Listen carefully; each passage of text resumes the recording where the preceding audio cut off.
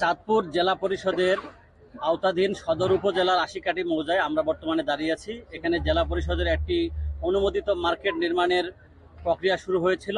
মামলা জটের কারণে এটা আমরা বাস্তবায়ন করতে পারি নাই। বর্তমানে মামলা নিষ্পত্তি হওয়ার কারণে জেলা প্রশাসন কর্তৃক বিজ্ঞ এক্সিকিউটিভ ম্যাজিস্ট্রেট নিয়োগের মাধ্যমে আমরা এখানে প্রায় আমাদের 82% জায়গার অবৈধ যে দখলদার ছিল তাদেরকে আমরা উচ্ছেদ করলাম। এখানকার যারা অবৈধ দখলদার ছিল তারা আমাদের পূর্বে লিজি ছিল, তারা স্বেচ্ছায় তাদের অধিকাংশ স্থাপনা নিজেরাই সরিয়ে নিয়েছে। আর আমরা আমাদের যে কার্যক্রম এটা আজকের মধ্যে এখানে সমাপ্ত করলাম।